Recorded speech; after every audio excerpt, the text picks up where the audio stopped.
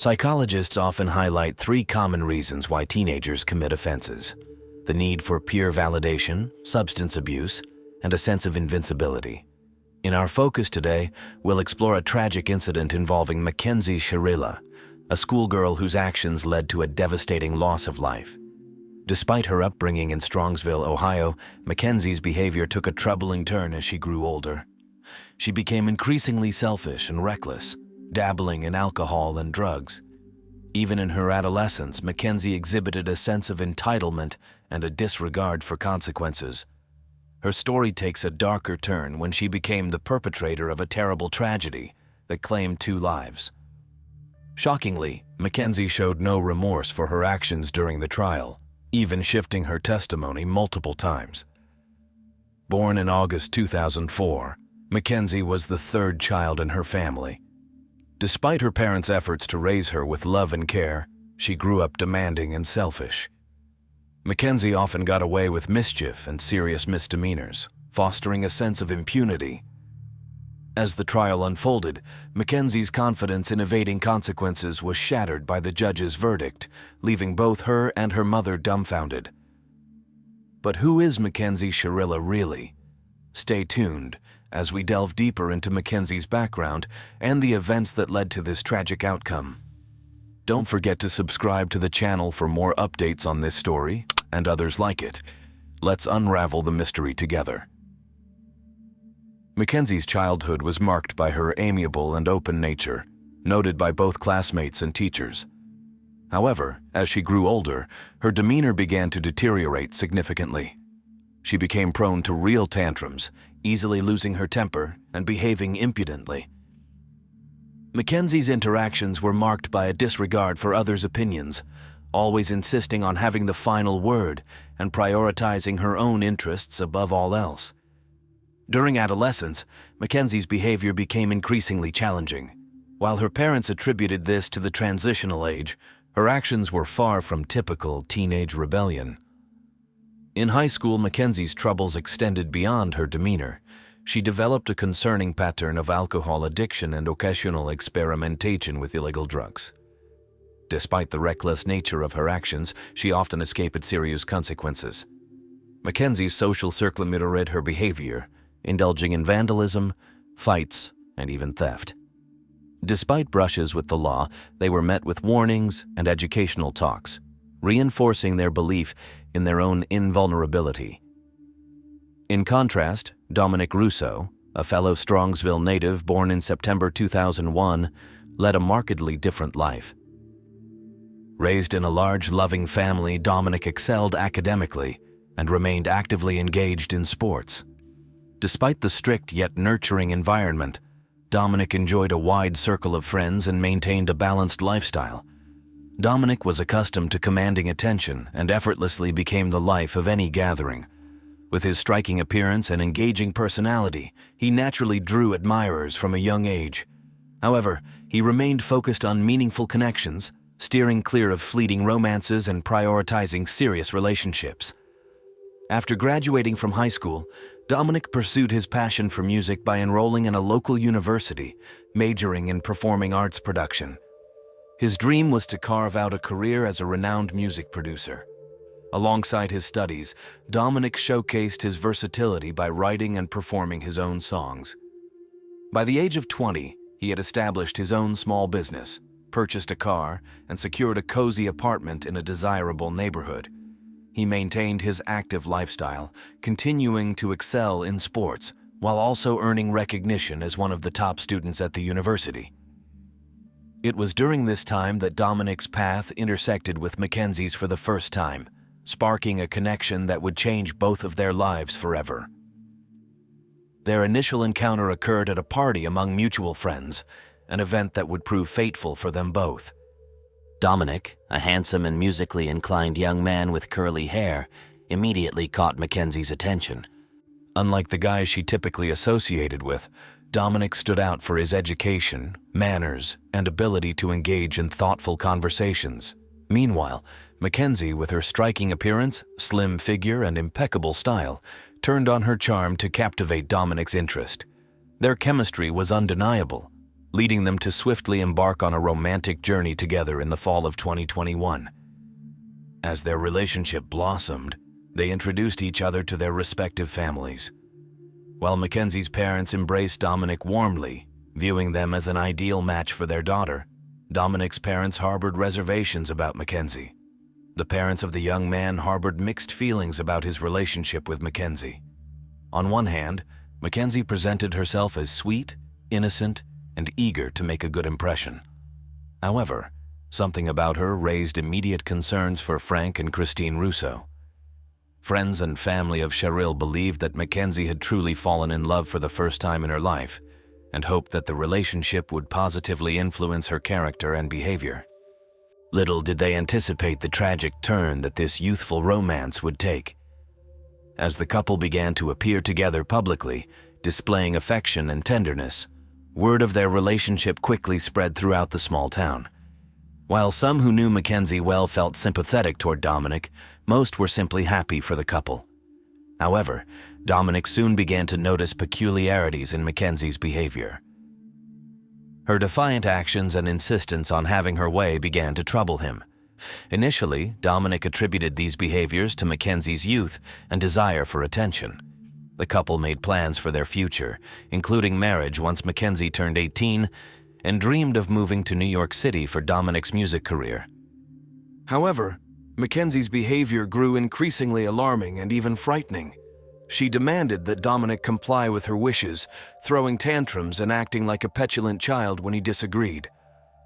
At first, Dominic attempted to brush off Mackenzie's behavior with humor, but as her actions became more aggressive, he realized the true nature of his partner.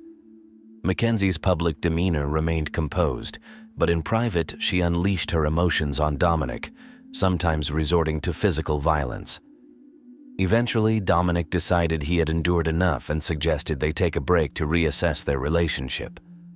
Mackenzie's response was explosive. She publicly confronted Dominic, issuing threats and hurling insults, displaying signs of obsessive behavior. Despite Dominic's firm stance on ending the relationship, Mackenzie persisted in her attempts to win him back, resorting to stalking and harassment tactics, including daily visits to his home where she unleashed a torrent of abuse and threats.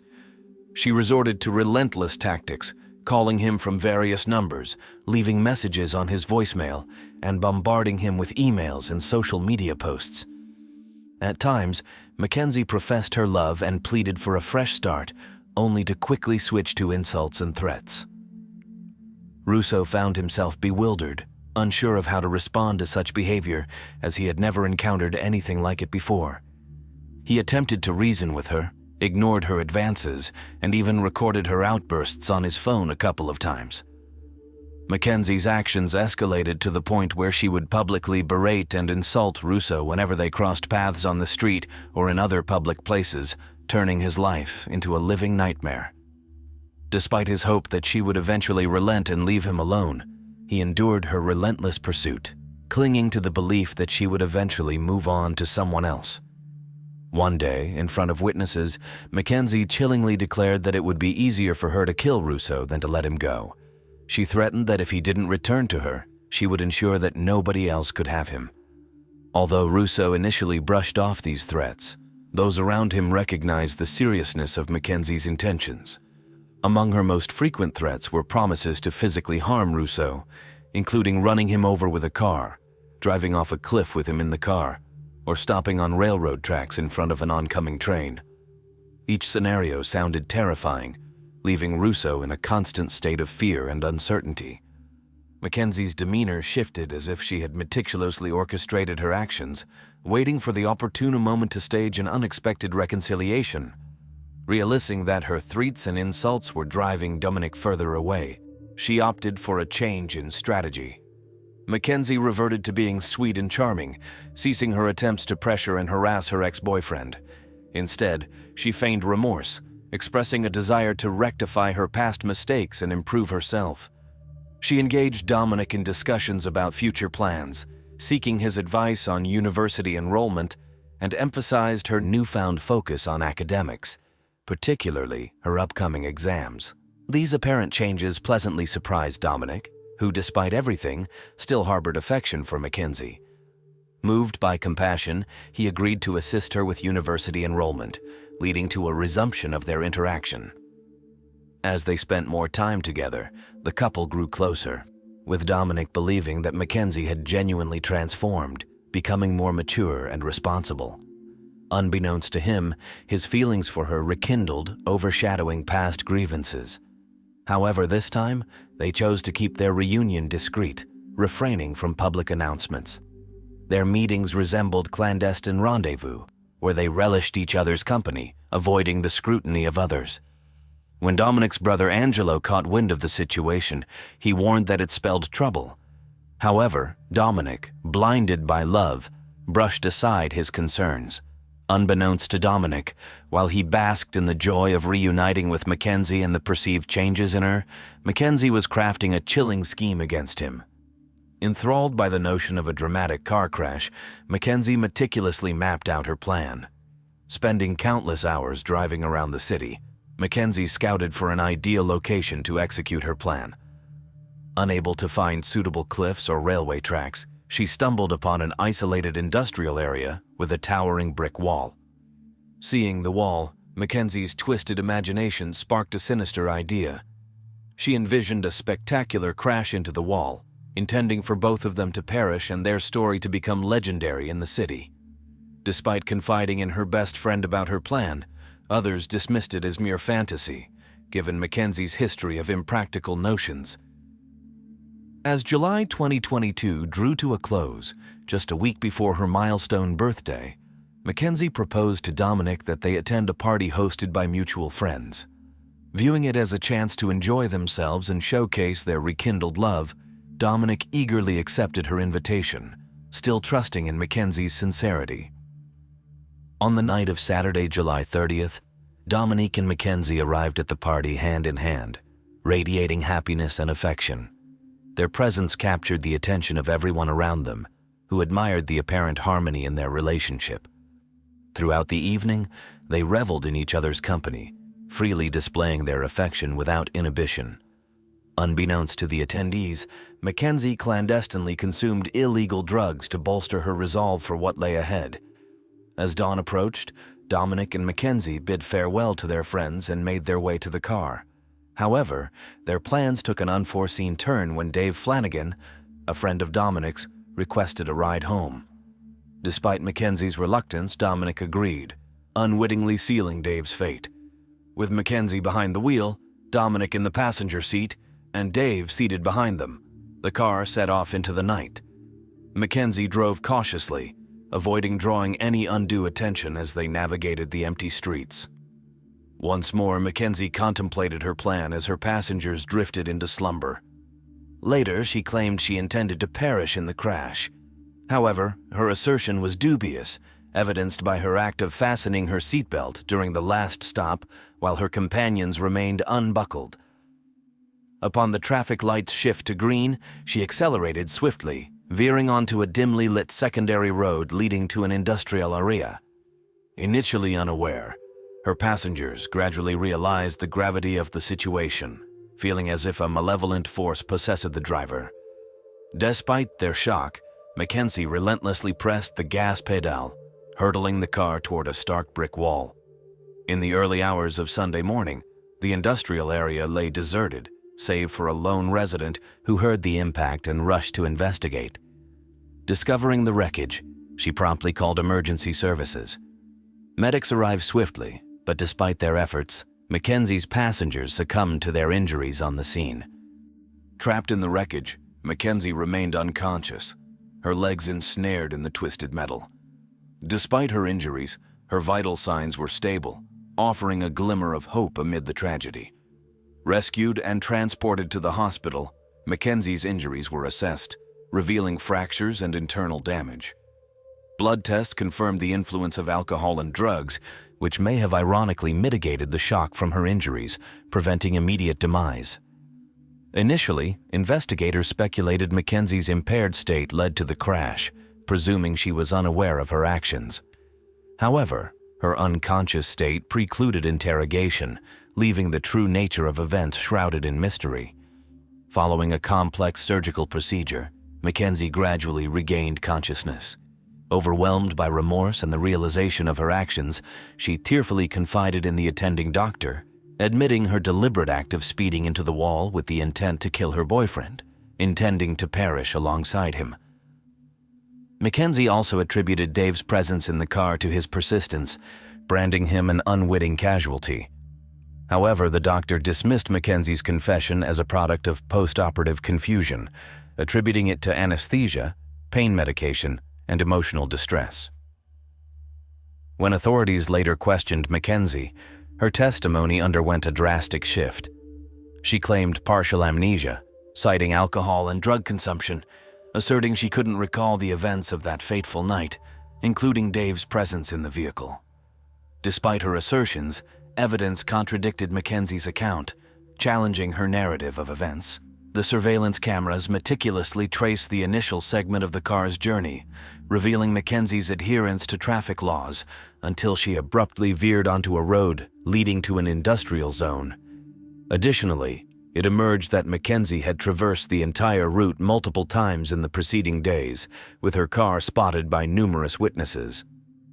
Upon her hospital discharge, Mackenzie swiftly endeavored to resume her former carefree lifestyle, exhibiting no remorse and displaying confidence in evading consequences. Returning to her active presence on social media, she socialized with friends and made future plans. In September, she attended a concert of her favorite band in a neighboring city despite her ongoing recovery. Not even the incomplete healing of her leg bones deterred her from appearing on stage in a wheelchair, adorned with vibrant makeup and taking selfies with friends.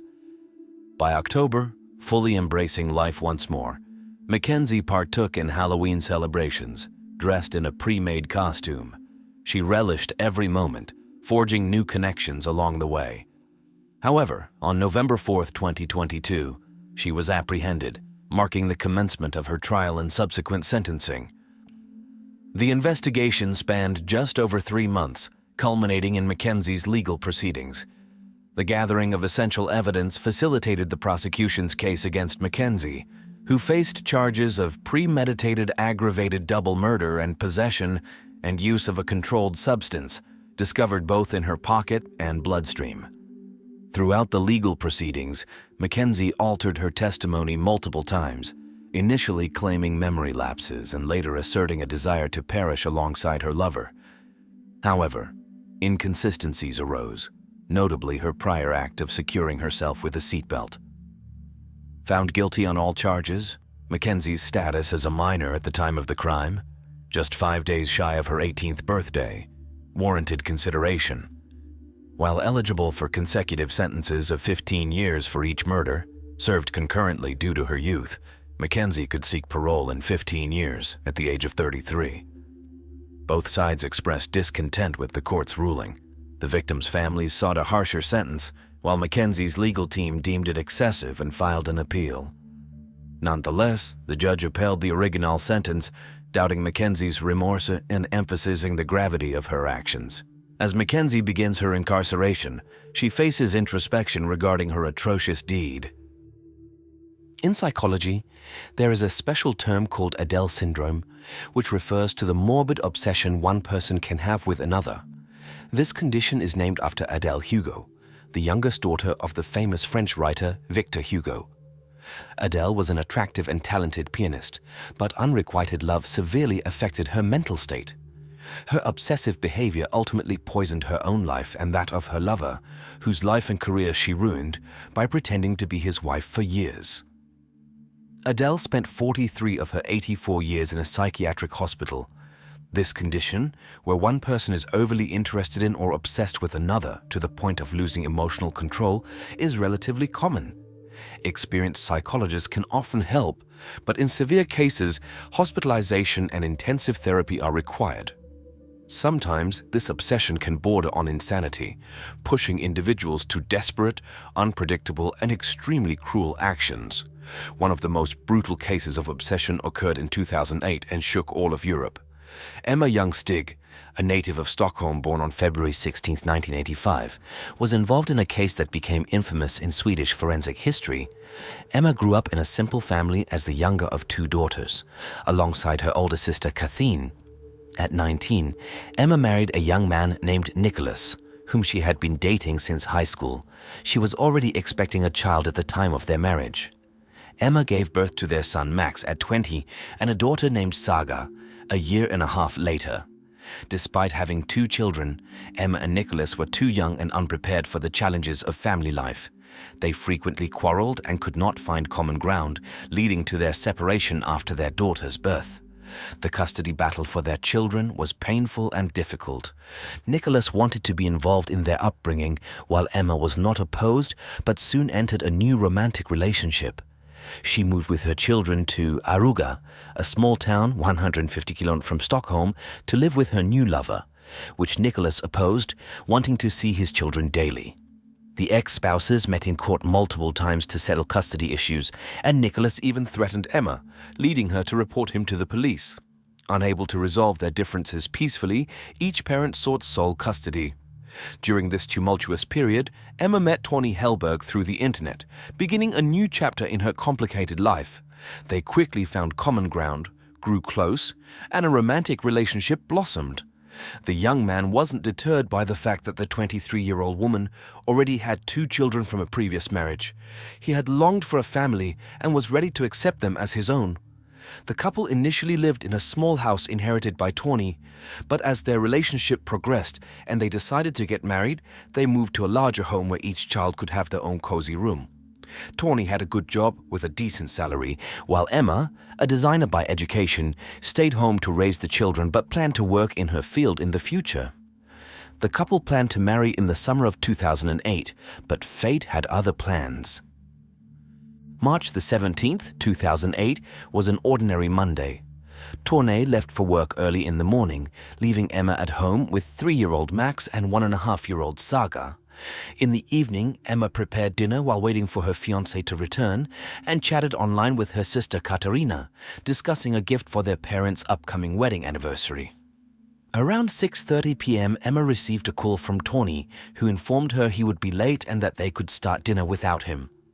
After the brief call, Emma continued her household chores, fed the children, and resumed her conversation with her sister. At 7:07 p.m., their communication was abruptly cut off mid-sentence. Katarina found it strange, as she saw Emma typing but never sending the message. Worried, Katarina called Emma but received no answer. She then called Tony, who was on his way home, and assured her that everything was fine, suggesting Emma was likely busy with the kids. When Tony arrived home, he was surprised to find the front door unlocked. Upon entering, he immediately noticed a mess, thinking the children had been playing. However, he soon saw brown stains on the floor and realized with horror that it was blood. Calling out for Emma and the children with no response, he ventured further into the house and found a figure lying in an unnatural pose. Initially thinking it was a doll, he soon realized it was Saga, lying in a pool of her own blood with her head and face disfigured beyond recognition. Nearby lay her brother, Max, in a similarly horrifying state with a fractured skull. Emma was also on the floor, covered in blood, with her face shattered and disfigured. In shock, Tony pulled out his cell phone with trembling hands and dialed emergency services. At that moment, Emma let out a loud, long groan. Police officers and paramedics quickly arrived on the scene, finding a weak pulse in all 3 victims. They immediately began resuscitation efforts.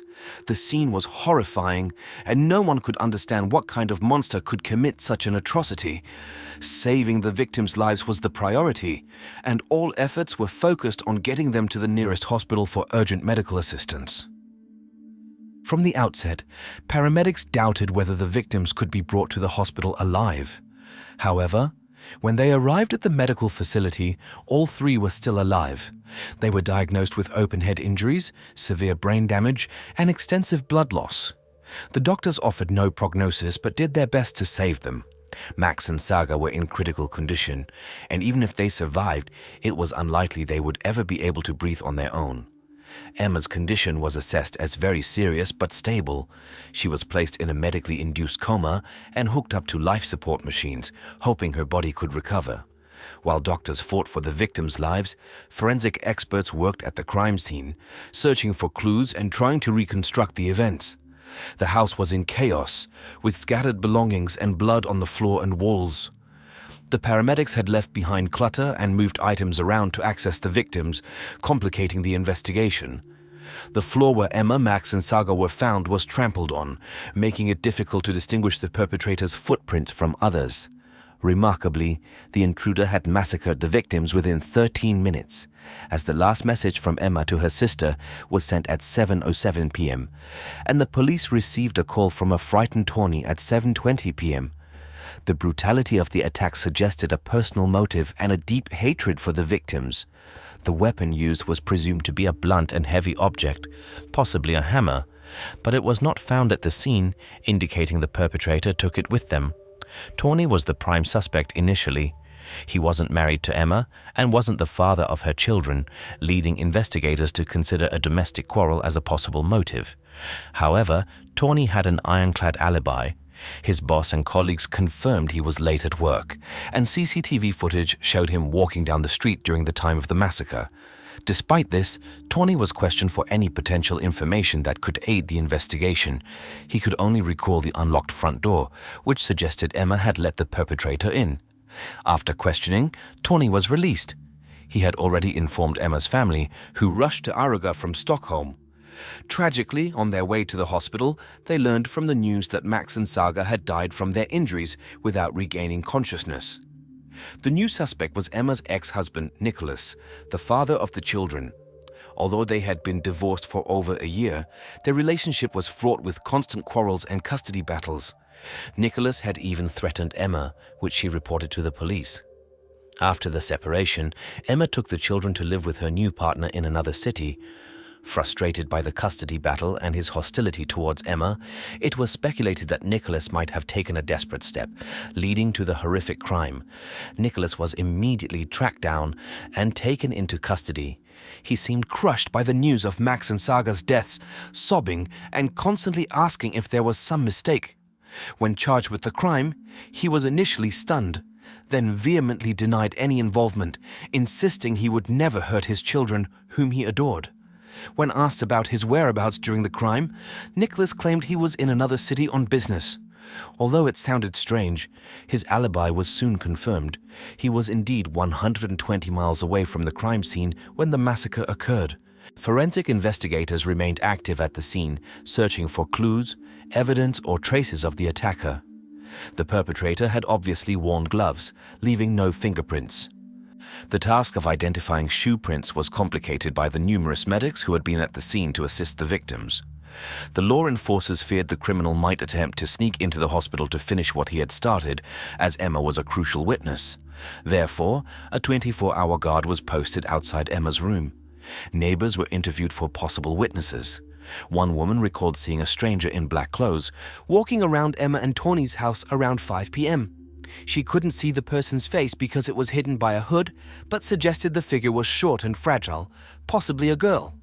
This same figure, in black clothes and with a hood, was also captured by a street surveillance camera near a store a few minutes' walk from the crime scene. Law enforcement noted the figure appeared to be a short, frail-looking girl. The recording was shown to Tawny to see if he could identify the stranger. Upon seeing the first frames, Tawny's face turned pale. He suggested the figure might be his ex-girlfriend, 31-year-old Christina Shirilla, although he couldn't be certain. Christina Shirilla, Tawny's former sweetheart, was born in Hanover, Germany in 1977. Her father left the family when she was a child, negatively affecting her mental state and behavior. Christina grew up willful and purposeful, but had a complex character. As a teenager, she went to the United States on an exchange program and lived in New York for several years. She received a good education in history and archaeology, traveled extensively throughout Europe, and participated in excavations and expeditions. In the summer of 2006, Christina went to the Greek island of Crete and worked as a tour guide at a popular hotel. There she met 26-year-old Tawny, who immediately attracted her. Tawny also found Christina to be smart, interesting, and educated, leading to an affair from the first days of their acquaintance. Christina was 29 at the time, but the small age difference did not bother them. Their connection lasted for a week while Tawny was on vacation at the hotel. After he left, they continued to communicate by phone and correspond on the internet. Christina came to Hellberg in Sweden and asked to stay at his house. Her behavior seemed intrusive and tactless to Tawny. When she suggested a weekend trip to the mountains, he refused, hoping it would be their last interaction. However, Christina continued to call, write, and insist on meeting again. In January 2007, during a phone conversation, Tawny told Christina that their relationship was over and they should not meet again. But Christina pretended not to hear him. She continued to ask to visit him and go on vacation together. In the spring of 2007, Christina came to Sweden again and began to stalk her former boyfriend. She tried to persuade him to resume their relationship, but he honestly admitted he was already dating someone else. Christina then claimed she had left something at his house during her previous visit and needed to retrieve it. Tawny agreed, but when they entered his home, Christina attempted to seduce him. After receiving a firm refusal, she threatened that he would regret it. 3 months later, Christina returned again, apologizing for her behavior and trying to reconcile, but Tawny rejected her. That evening, she called him, claiming she had swallowed pills because she couldn't live without him. Tawny called an ambulance and informed her family, advising them to seek psychiatric help for Christina.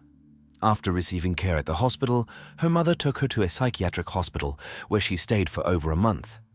However, the treatment had little effect, and Christina remained obsessed with Tawny, constantly thinking about how to get him back and inventing new reasons to meet. In October 2007, Christina decided to move to Sweden, settling in the suburbs of Stockholm with another girl.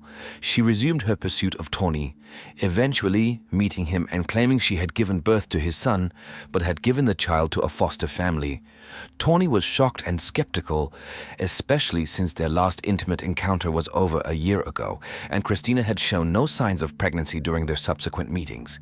Christina's explanations were evasive, with new details added each time. In January 2008, Christina's obsession reached new heights. After numerous unsuccessful attempts to meet with Tawny, Christina sent him a message claiming their son had a hereditary disease and they needed to go to Germany together to see him. She added that the child's adoptive father would contact him with details. At this time, Tawny and Emma were in the process of moving to a new home, and Emma was aware of the whole story. She believed that Christina was trying to lure Tawny to Germany and that no son existed.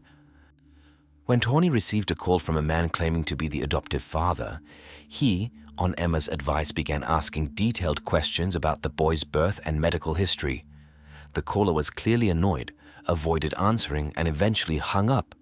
This confirmed to Tawny that Christina had fabricated the entire story and had someone play along with her deception.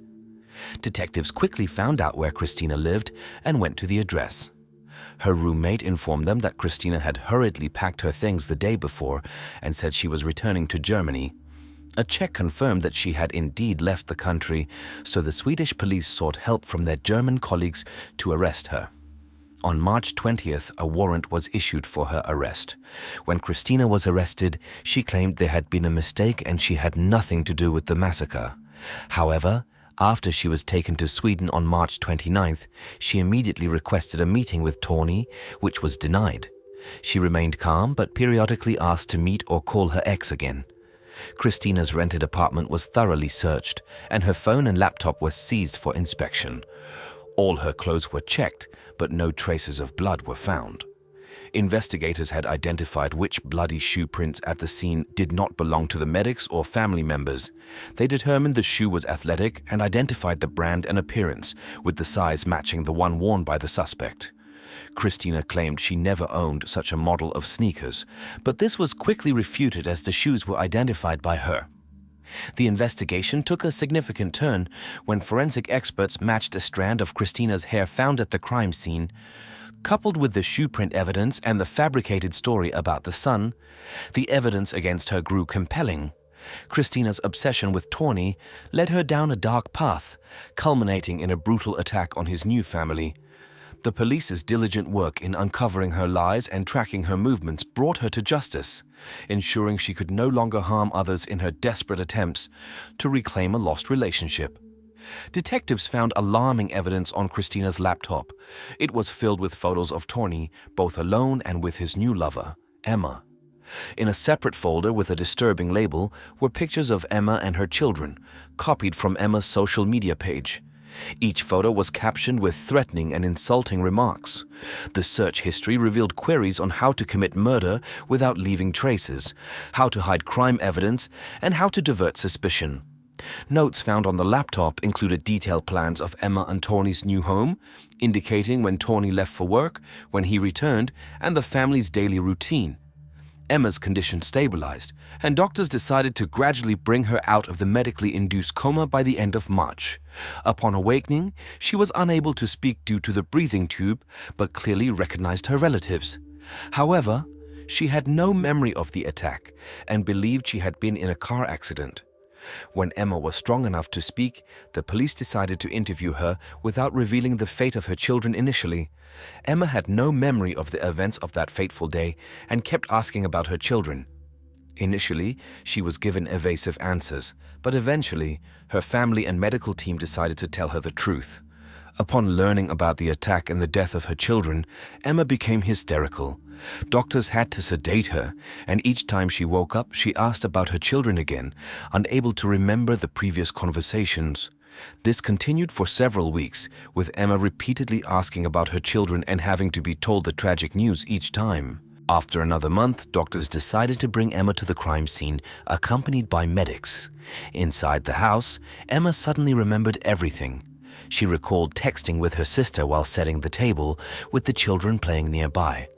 There was a knock on the door, and when she opened it, she saw a dark, short female figure. As she asked what the figure wanted, she felt a sharp pain and blacked out.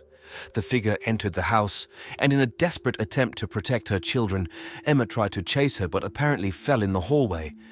With Emma's recollection and the overwhelming evidence found on Christina's laptop, the case against Christina became undeniable. Her obsessive behavior, coupled with the detailed planning and execution of the attack, led to her being charged with the brutal assault on Emma and the murder of Max and Saga. Christina's actions, driven by a twisted obsession, resulted in a horrific tragedy that devastated the lives of those involved. Despite the overwhelming evidence against her, Christina stubbornly denied her guilt. The murder weapon, presumed to be a hammer, was never found, and most of the evidence was circumstantial, giving her a high chance of getting away with it. However, during the investigation, Christina's roommate mentioned that a hammer from her toolkit had gone missing in March. The toolkit itself was produced, and the investigation determined that the size and configuration of that brand of tool matched the murder weapon. Although this was also circumstantial, it added to the mounting evidence against Christina. Detectives found surveillance footage from a suburban bus station showing Shirilla traveling to Aruga 3 times in the week before the crime. Christina could not explain why she visited so often, but it appeared she was monitoring her future victims. Additionally, she could not justify why she had been searching the internet for information on covering up a crime, or why she was collecting photos of Emma and her children. On July 29, 2008, Christina's trial began. She was accused of double murder with particular cruelty and attempted murder. Throughout the trial, Christina behaved bizarrely. She smiled and waved at the courtroom attendees and laughed when shown gruesome footage of the crime scene. Her behavior suggested insanity, but a psychiatric examination confirmed that she was sane and fully aware of her actions. This indicated that Christina enjoyed what she had done and did not even try to hide it. Emma, present in the courtroom, fainted upon seeing Christina. When she regained consciousness, she stated that she remembered everything, confirming that Christina's face was the last thing she saw on that fateful day. Despite the defense lawyer's attempts to prove her client's innocence, the jury unanimously found Christina guilty on all counts. Christina was sentenced to life in prison without the possibility of release. She was also ordered to pay $20,000 in compensation to Emma. No evidence was found that Christina had ever been pregnant or given birth to a son by Tawny. Emma's recovery was long and arduous, but Tawny remained by her side. They married in the summer of 2010 and now raise 2 children who know the tragic story of their older siblings. The case of Laura Lopez, a schoolgirl, went on a date but was found in the river cut into pieces. Meeting strangers is always risky, especially if the date takes place on their territory where they have control over the situation. In such cases, one should think about possible escape routes in advance, and it is best to completely refuse meeting with suspicious people.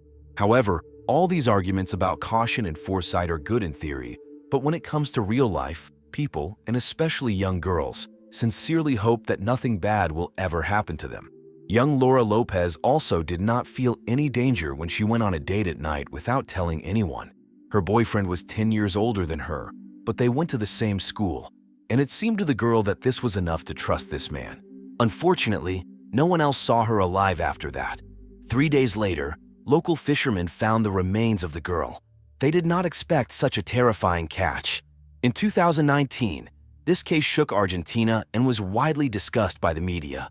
A schoolgirl who ran away from home in the middle of the night to meet a friend was caught piece by piece from the river, and judging by the marks on her body, the girl suffered a real nightmare before her death. But let's look at how Laura ended up in the hands of her killer in the first place and whether this tragedy could have been avoided. The difficult fate of Laura Lopez. Laura C.L. Lopez was born on September 11, 2001, in Nan Province, in the southwestern part of Argentina. She was a very late child in the family, and at the time of Laura's birth, her older twin sisters, Damaris and Melissa, were already 18 years old, and their parents were over 40. The girl was a real miracle, and her family adored her from the very first day. However, when the girl was only 3 years old, her mother died due to a long-standing illness. The head of the family could not cope with such a loss and fell into a deep, prolonged depression and began to abuse alcohol. All the worries about little Laura fell on her older sister's shoulders, who were still very young at that time. They had to grow up quickly and combine their studies with work and raising their little sister. Laura grew up an open and very sociable child. She always had a lot of friends, easily found a common language with others, was creative, and played the guitar. In high school, the girl started working part-time to help her family in some way as well as to have pocket money for her own needs. She sold street food and tried to save a little money for university. At the age of 17, the girl lived with her father, one of her older sisters, her husband, and their children together in the same house. Laura often babysat her nephews, helped them with their homework, and took care of them. She dreamed of getting a degree, finding a good job, and starting her own family. But the life of a young girl was cut short in the most terrible and inhumane way. Laura's disappearance. On Thursday, September 12, 2019, Laura, as usual, returned from school and helped her sister with the nephews while she was preparing lunch for the whole family. They chatted, made plans for the upcoming weekend, and were going to go to the park with the children. In the late afternoon, Laura received a call from her school friend Cecilia, who offered to meet, to which the girl agreed. Around 9 o'clock in the evening, Lopez came to her friend's house, which was just a couple of blocks away from her house. For the next 2 hours, the girls sat in the kitchen drinking a bottle of wine they had secretly bought, discussing the news and gossiping. The friends also took a couple of pictures together which they posted on their social media. Towards midnight, the girls said goodbye and Laura went home. At home, her sister Melissa, after making sure that Laura was back, went to bed, but the girl herself, already in her room, despite the late time, was scrolling through her social media, checking emails, and chatting with a couple of friends and messengers. In the morning, Melissa was getting ready for work and noticed that her younger sister did not come to breakfast. She looked into her room, and when she saw that Laura was nowhere to be found, she decided that Laura was in a hurry and left earlier. However, at lunch, a worried Cecilia called Melissa and asked if Laura was all right. Melissa was confused by this question, and when she found out that her sister did not show up at school and her phone was unavailable, she became scared. As it turned out, no one had seen Laura since last night. No one knew where she was, and it was impossible to contact her. But she returned home after midnight and went to her room, which can only mean that Laura sneaked out later. But where did she go? There was nothing unusual or disturbing in Laura's room. All the things were in their places, only a small tote bag was missing, which she most likely took with her. The girl's phone, which she always carried with her, was also missing. The last time she was active on social media was at 3 a.m. Melissa immediately called Damis and told her everything. After that, the sisters went to the police station together to report a missing person. However, after listening to the story of the worried women, the police did not take the situation seriously.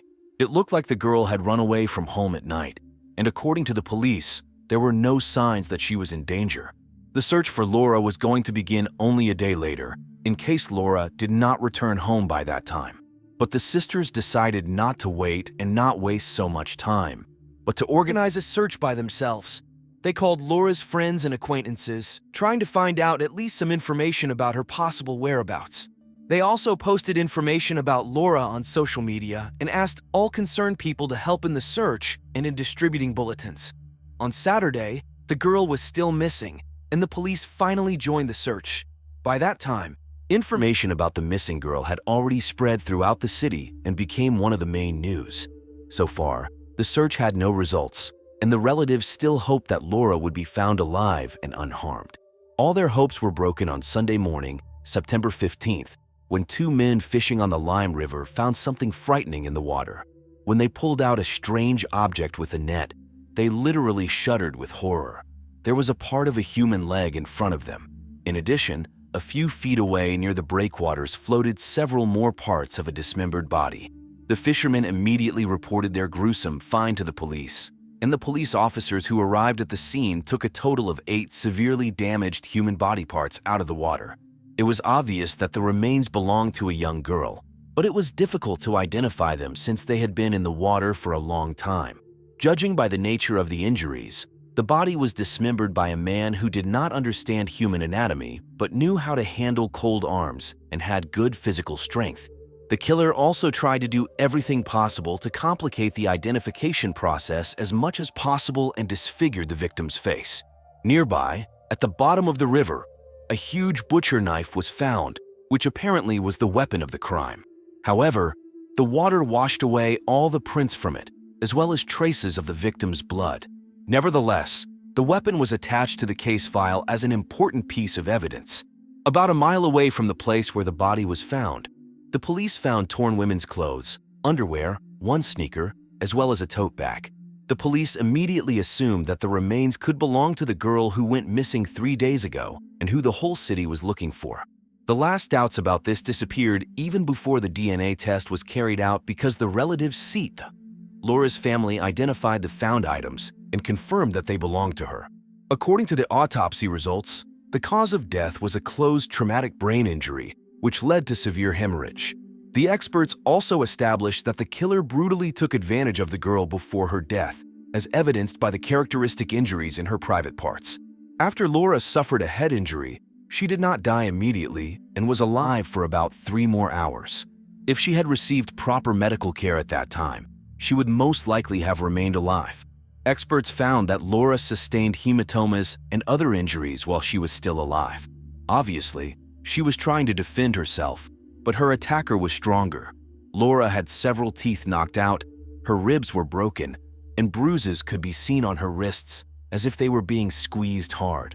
In the initial stages of the investigation, Laura's family, close friends, and classmates were questioned, but none of them were included in the list of suspects.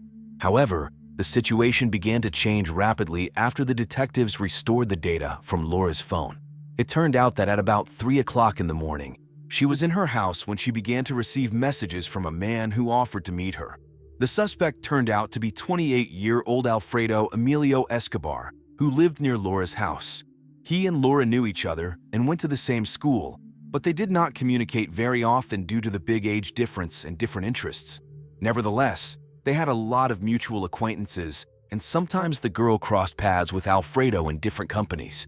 Escobar worked as a mechanic and was a tall and strong young man. He was also known in the city as an avid partygoer who enjoyed parties with a lot of alcohol and illegal substances. He organized similar parties at home when his parents went to visit relatives for the weekend. Alfredo had a reputation for being short-tempered and prone to conflict, and when he was under the influence of alcohol or illegal substances, he was aggressive and even dangerous to people. It's hard to say why he suddenly decided to text Laura. According to Laura's close friend, she never mentioned anything about Escobar. On Friday night, at about 3:15 a.m., when he saw that Laura was online, the young man sent her the first message, asking why she was not sleeping at such a late hour. They chatted for a bit, and about 10 minutes later, he called her. After that, 2 more calls were made from Alfredo's phone to Laura's phone. At that time, each of them was at home, but after another quarter of an hour, Alfredo's phone was already located at Laura's house, and then they went to his house together. Apparently, he persuaded the girl to go with him and picked her up in his car. Closer to 6 o'clock in the morning, Laura's phone was already turned off, and the last time the phone signal was traced was at Escobar's house. The girl left voluntarily with her killer, as evidenced by her neat room, as well as the fact that she took her bag with her in which she put perfume and makeup products. Most likely, Laura saw what was happening as a kind of adventure and expected that she would return home by morning and that her escape would go unnoticed. Security camera footage confirmed the investigators' assumptions. Alfredo's pickup truck was indeed heading towards Laura's house, and then in the opposite direction that morning. It was obvious that at first, there was one person in the car, and on the way back, someone was already sitting in the passenger seat. House. Escobar's phone was disconnected the next day, making it quite difficult to track the young man's movements. However, his car was spotted on the same security cameras. The recordings show him heading to the bridge over the Li River, but after crossing the bridge, he turned off-road where there were no cameras. The police assumed that he disposed of the dismembered body parts there, which were found the next day. Alfredo had previously been arrested by the police, mostly for minor offenses such as fighting and taking illegal substances. However, about a year ago, while under the influence of illegal substances, he exceeded the speed limit and crashed into a police car.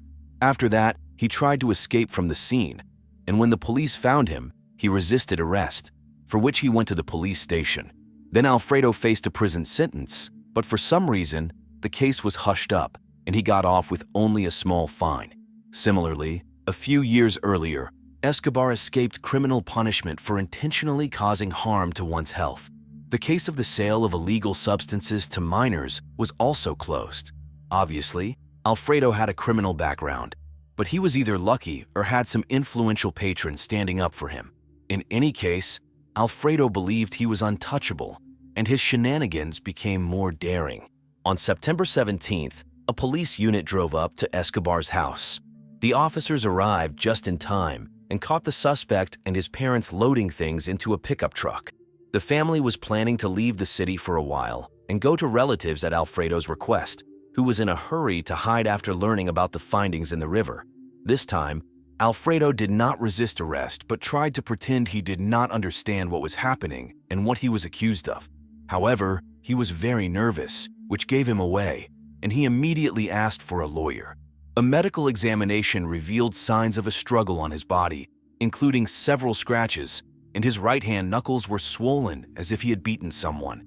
DNA tests confirmed that traces of biological fluid found inside Laura's body belonged to Alfredo, proving that he was the offender.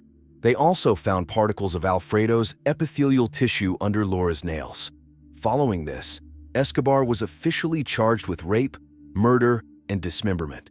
During the search in Alfredo's bedroom, the police found a lot of bloodstains, as well as the victim's fingerprints and her contact lens. The most terrible find awaited the investigators in the outbuildings behind the house, where it was evident the young man had dismembered the girl's body. Blood was literally everywhere, and there were traces of dragging at the gate, where bloody prints were also found. Despite all the evidence, Alfredo continued to stubbornly deny his guilt. However, the detectives managed to recreate the chain of events that led to the terrible death of the young girl. Alfredo had deleted all calls and messages from his phone in advance, trying to hide the fact that he and Laura had been chatting, but the information was easily restored. The day before the tragedy, Alfredo found Laura's page on social media and liked some of her posts. On Friday night, when he saw that Laura was online, he texted her and then called, offering to meet and go for a ride. Laura hesitated, but Alfredo was persistent, calling her twice more and then driving up to her house. Alfredo Escobar then lured Laura to his home where he attempted to molest her. When she resisted, he became angry and struck her several times. Fearing she would report him to the police, Escobar hit Laura on the head to silence her and prevent escape. He then dragged her unconscious body into his shed. Realizing she had stopped breathing, he decided to dispose of her body, lacking any knowledge of human anatomy, but using his strength to dismember her with a large butcher knife and other tools from his workshop. Early the next morning, Escobar loaded the remains into his pickup truck and dumped them into the river, also discarding Laura's clothes and the murder weapon. In the aftermath, Escobar cleaned his room but left the shed mostly untouched except for adding more sand to the floor. For a few days, he maintained a calm demeanor until rumors of a body found in the river prompted him to flee the city, persuading his parents to accompany him, though they were unaware of his crime. Initially, Escobar's lawyers sought to delay charges until irrefutable evidence, including DNA results, was gathered.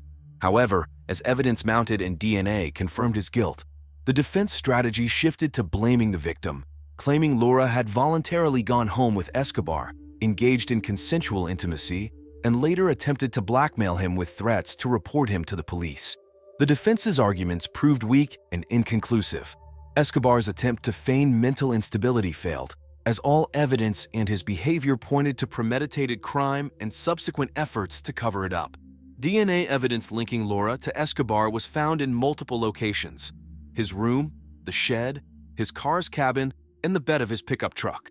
Testimony from Escobar's ex-girlfriend further exposed his history of substance abuse and violent tendencies. In court, Escobar was found guilty on all charges and sentenced to life in prison without parole. Throughout the trial, he never admitted guilt, expressed remorse, or sought forgiveness from Laura's family for the heinous crime he committed. Alfredo Escobar's trial unfolded as a grim testament to the brutality of his actions and the devastating impact on Laura Lopez's family and community. The courtroom proceedings painted a stark picture of Escobar's character and his callous disregard for human life. During the trial, the prosecution meticulously presented evidence gathered from the crime scene and Escobar's property. They described how Laura, a young girl full of hopes and dreams, had her life brutally cut short by Escobar's hands. Forensic experts testified about the injuries Laura suffered, confirming the horrific details of her assault and murder. They highlighted how Escobar's attempts to dismember her body and dispose of the evidence were not just acts of panic, but calculated steps to evade justice. Witness testimonies, including that of Escobar's ex-girlfriend, provided a chilling insight into his personality. She recounted instances of his violent outbursts and manipulative behavior, revealing a pattern of abuse and substance abuse that painted a clearer picture of Escobar's dangerous tendencies.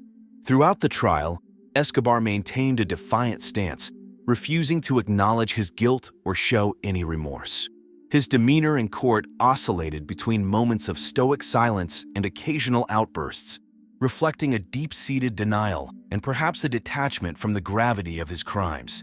The sentencing phase was a solemn affair, as the judge delivered the verdict: life in prison without the possibility of parole. Despite the overwhelming evidence and the weight of the charges against him, Escobar remained unmoved. His refusal to take responsibility or show contrition stood in stark contrast to the grief and anguish felt by Laura's family and loved ones. For Laura's family, the trial brought a sense of closure, albeit tinged with ongoing pain and loss. They had to confront the stark reality that their beloved daughter and sister had been taken from them in such a senseless and brutal manner.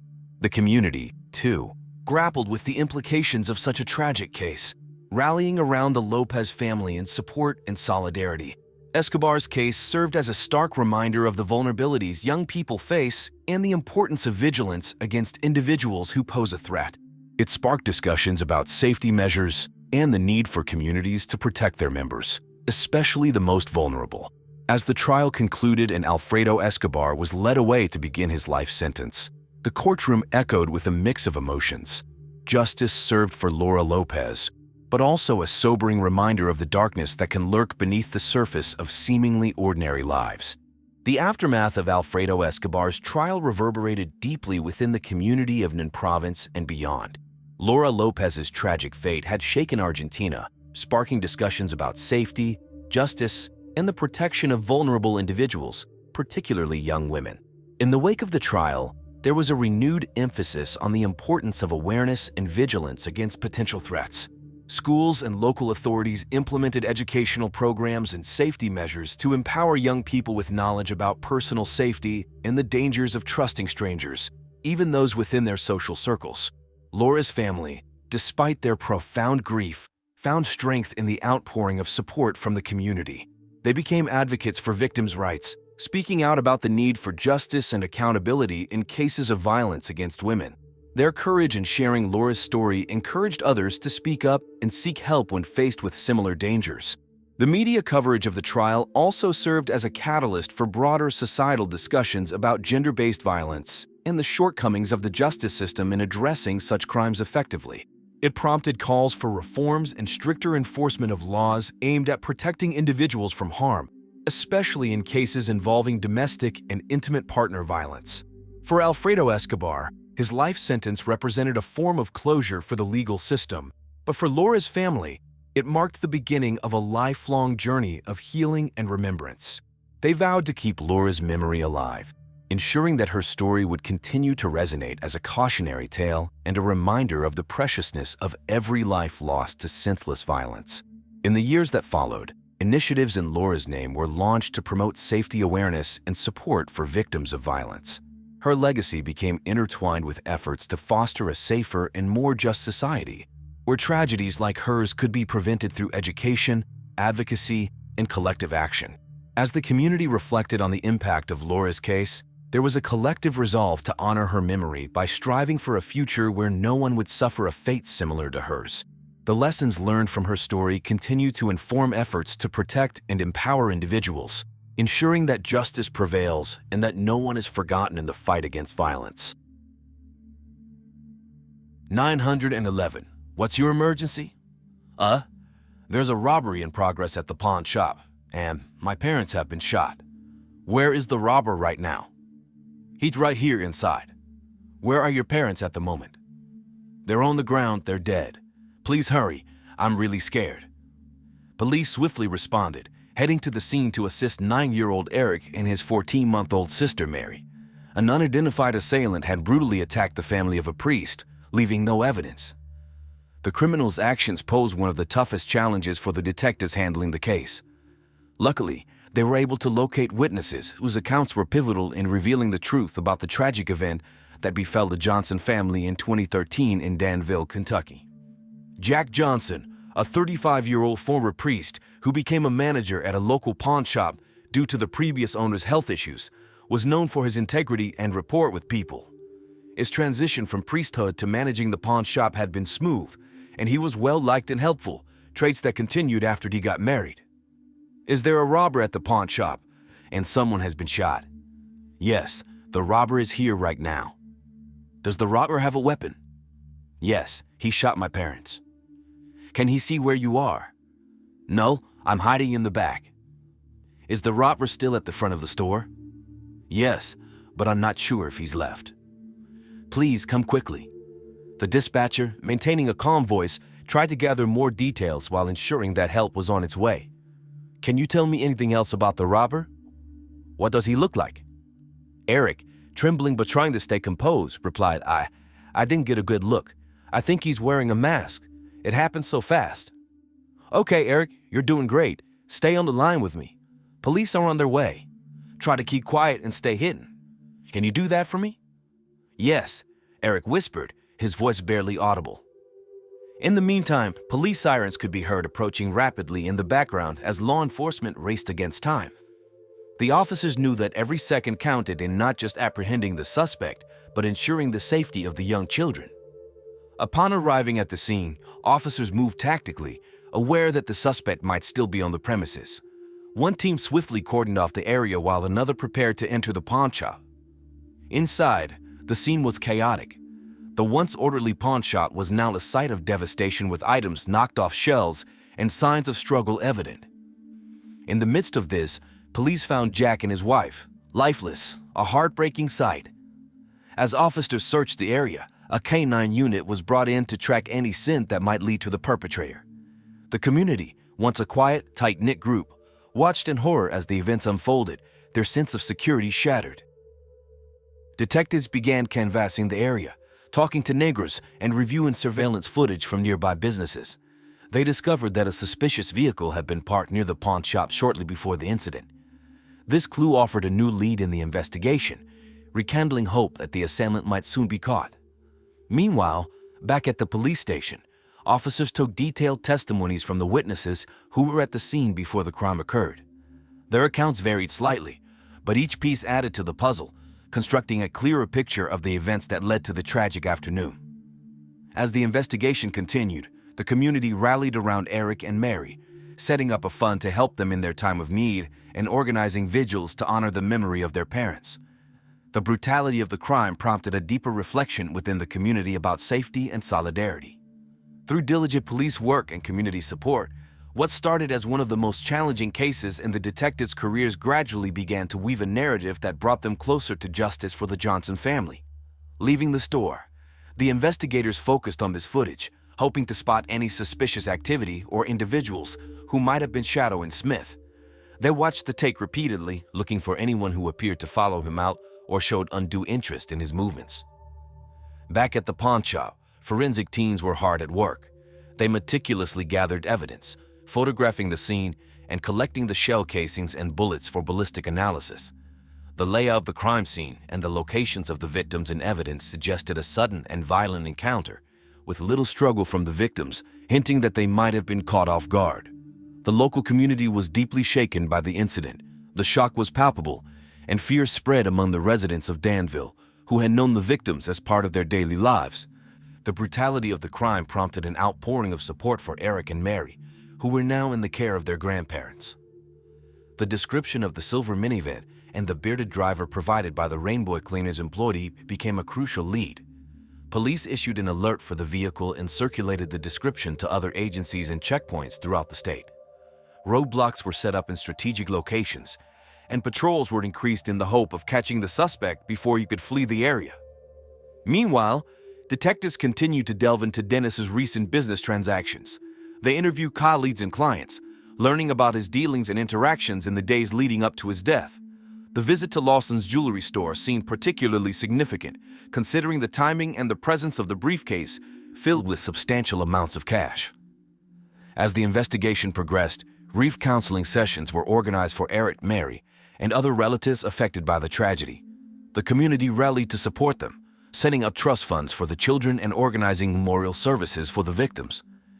Despite the overwhelming loss, the resilience and solidarity of the community shone through, providing a glimmer of hope in the midst of despair. Police also focused on enhancing security in the area, advising local businesses to install surveillance cameras and improve their safety protocols to prevent future tragedies. The lack of cameras at the pawn shop had been a significant handicap in the investigation, and authorities were determined to close this gap in security for other local establishments. As the days passed, the tireless efforts of the detectives and the crucial clues gathered from the public began to converge on a suspect. The surveillance footage from Lawson's jewelry store, along with the vehicle description, started to paint a clearer picture of the events that led to the heinous crime at the pawn shop. With each piece of the puzzle falling into place, the authorities moved closer to solving the case and bringing justice to the victims and their devastated families. Vehicle. With this critical piece of evidence, law enforcement intensified their efforts to trace the minivan's owner. They began cross-referencing DMV records for older model silver minivans with a square body type, combing through potential matches and reaching out to other jurisdictions to widen the net. Parallel to the vehicle search, detectives revisited interviews with local residents and businesses, hoping someone might have seen the minivan in the area before or after the crime.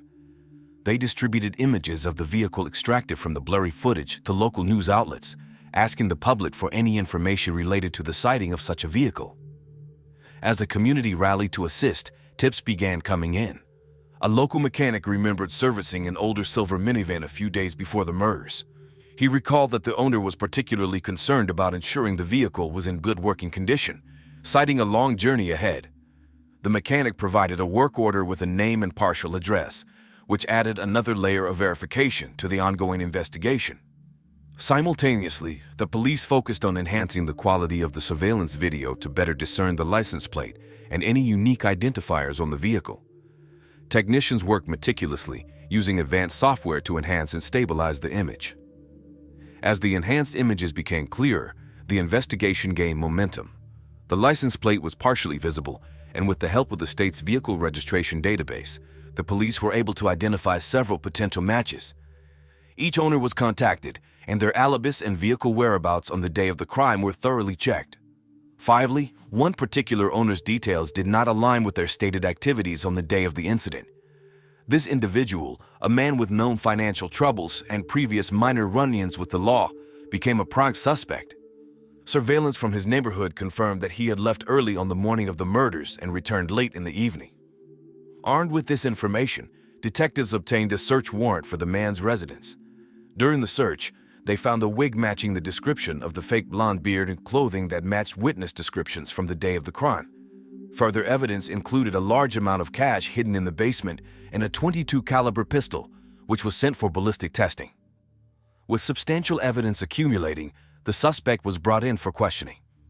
Under the weight of the evidence presented, he eventually confessed to the crimes, revealing a motive rooted in desperation and greed. He had heard about the large transactions often carried out at the pawn shop and had planned what he thought would be a straightforward theft, which tragically escalated into triple homicide. The community, while relieved at their arrest and grateful for the police's diligent efforts, remained shaken by the brutality of the crime. For Eric and Mary, though the arrest provided some closure, the journey ahead to heal from their profound loss was just beginning. They remained in the care of their grandparents, surrounded by a community committed to supporting them through their grief and rebuilding their lives after the immense tragedy they had endured. Continuing their search for the vehicle, investigators expanded their surveillance efforts further from the pawn shop. At 8:17 in the morning, a camera at the local Johnson Hospital captured the same vehicle, a silver Dodge minivan. This crucial discovery allowed investigators to identify the vehicle. In memory of Jack and Angela, their family organized a touching candlelight vigil where hundreds of compassionate individuals gathered, demonstrating the depth of love for the departed. Similarly, the Smith family, grieving the loss of Dan, chose not to let anger consume them. Despite their outrage, they joined in the funeral proceedings, showing resilience amid sorrow. Meanwhile, the Danville Police Department sought public assistance in gathering information about the perpetrator or the vehicle. Soon after, on September 24th, a call came from Henry, a pastor in Warren, Michigan. He mentioned his last conversation with Dennis, noting a shift in Keith's demeanor when discussing the Danville murder. Keith expressed guilt as he had enabled Jack Johnson to acquire his former business. He suggested Justin might have been the primary target due to his weekly visits to pawn gold, carrying large sums of cash. These suspicions led investigators to scrutinize Keith's alibi. Surveillance footage from the Good Neighbor Pharmacy contradicted Keith's claims of being there at the time of the attack. Although Keith had a silver Dodge minivan, the evidence was circumstantial. To gather more information, investigators orchestrated fake phone calls with Henry's cooperation. In these calls, Pastor Keith eventually revealed his true sentiments toward the Johnson family, shedding light on his potential involvement. During these covert phone calls, Pastor Keith inadvertently divulged details that contradicted his earlier statements. He mentioned crucial timing and specific details about the day of the murders that he had not revealed before. This newfound information intensified the suspicions of the investigators, leading them to delve deeper into Keith's movements and motives. As the community mourned, the police continued to piece together the puzzle. The examination of surveillance footage from around the time of the murders showed inconsistencies in Keith's story.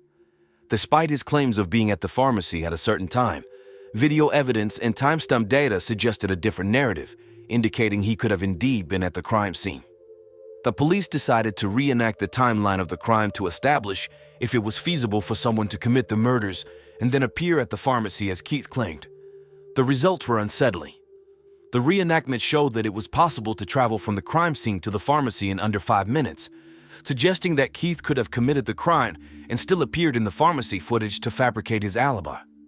Armed with this information and the inconsistent statements made during the recorded calls, the police felt they had enough to bring Keith in for further questioning. During the interrogation, the pressure began to mount on Keith. Faced with the overwhelming evidence and contradictions in his alibi, Keith's composure began to crumble. He maintained his innocence, but struggled to provide a coherent explanation for the discrepancies in his timeline and his whereabouts. Meanwhile, the community's trust in Pastor Keith waned as details of the investigation leaked.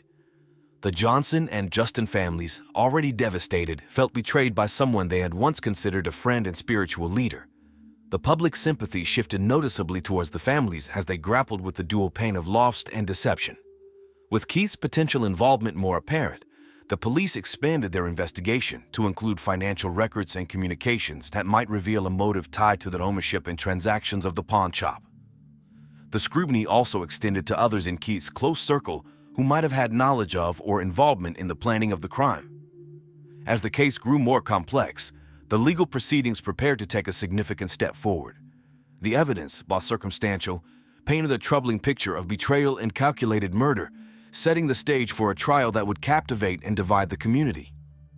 As the case against Pastor Kenneth Roger unraveled, the community grappled with the shock of his heinous actions juxtaposed against his spiritual facade. The once respected pastor had meticulously planned and executed a triple homicide, cunningly attempting to cover his tracks and fabricate alibis to mislead law enforcement and the public. The evidence piled up rapidly once Keith began discussing details that only the perpetrator could know, suggesting he was at the crime scene despite his claims of being at the pharmacy. This discrepancy, coupled with the discovery of items like the fake beard and unexplained large sums of cash in his pawn shop, severely undermined his credibility. Moreover, the cash wrap with ribbons from the bank where Justin was a client pointed directly to a premeditated robbery and murder. Further complicating Keith's narrative was his admission that he wouldn't pass a polygraph test due to his military background, where he claimed to have been trained to deceive such tests.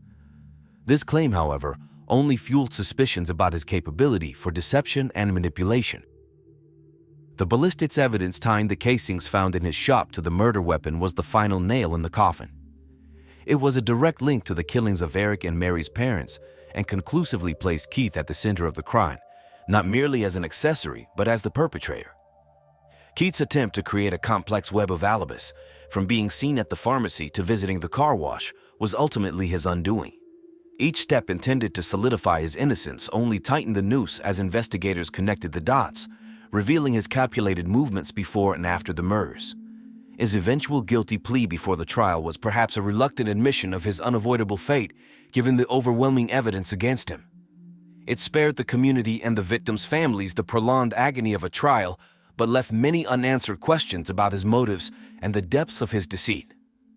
The revelation that Keith had fabricated his medical condition and had never suffered from a brain tumor, as he had claimed during his initial defense, added another layer of duplicity to his character.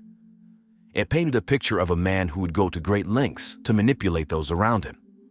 In the aftermath, the community and especially the congregants of Keith's church were left to reconcile the man they thought they knew with his grievous actions. The case provoked profound reflections on trust, betrayal, and the mask people wear.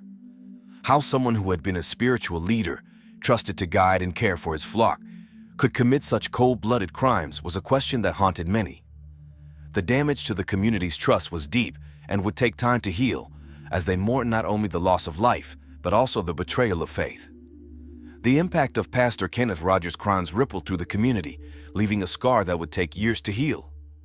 In the small town where everyone thought they knew each other well, the realization that such darkness could exist behind a familiar and trusted face was chilling. The congregation Keith had once led underwent a crisis of faith, questioning not only their judgment but also the very tenets of their beliefs. In the aftermath of the trial and Keith's incarceration, the church faced significant challenges. Attendance dwindled as members struggled with their shaken faith and the stigma associated with the scandal. The church's leadership had to navigate this complex emotional and spiritual terrain, trying to rebuild trust and restore the community spirit. They organized counseling sessions and community healing events, inviting speakers to discuss forgiveness and recovery from trauma. Meanwhile, the families of the victims embark on their own painful journeys toward healing. Public memorials were erected in honor of Jack and Sarah and Justin, serving as a place for the community to come together and remember the lives tragically cut short. The families, though devastated, worked to channel their grief into advocacy, focusing on raising awareness about the warning signs of hidden malice in trusted individuals. Local law enforcement used the case as a learning opportunity, reviewing and strengthening their procedures for investigating complex crimes involving deceit at high levels. The case became a key study in police training academies, highlighting the importance of scrutinizing even seemingly airtight alibis and the necessity of looking beyond the surface in interpersonal relationships within small communities. Schools in the area introduced programs aimed at teaching students about ethics and the consequences of deceit, hoping to instill a stronger moral foundation and critical thinking skills. They emphasized the importance of transparency and honesty, using Keith's case as a cautionary tale about the paths that lead to corruption and betrayal. As the years passed, the sensational details of the murders and trial became a somber chapter in local history, discussed with gravity and reflection rather than sensationalism. Annual vigils were held not only to mourn the victims but also to strengthen community bonds and reaffirm commitments to vigilance and mutual support. The community slowly rebuilt itself, focusing on openness and rebuilding trust. The church eventually regained its role as a place of refuge and spiritual guidance, with a new pastor who was deeply aware of the past and committed to transparency and ethical leadership. In this environment of recovery and reflection, the community learned a hard lesson about the complexity of human nature and the importance of maintaining vigilance in safeguarding their societal and personal values. In the years following the shocking revelations of Pastor Kenneth Allen Keith's crimes, the community of Danville underwent a profound transformation. What began as a dark chapter in their history evolved into a catalyst for positive change and collective resilience. The scars left by Keith's deceit were deep, but they also served as reminders of the resilience of the human spirit. Families affected by the tragedy found solace in each other's company, forming support groups and networks to navigate their shared grief. Through acts of compassion and solidarity, they gradually found healing and strength. The community, once fractured by suspicion and mistrust, gradually reconnected through shared experiences of mourning and reflection. As they grappled with the complexities of forgiveness and redemption, they discovered a newfound sense of empathy and understanding for one another. Local initiatives aimed at promoting transparency and accountability flourished in the wake of Keith's crimes.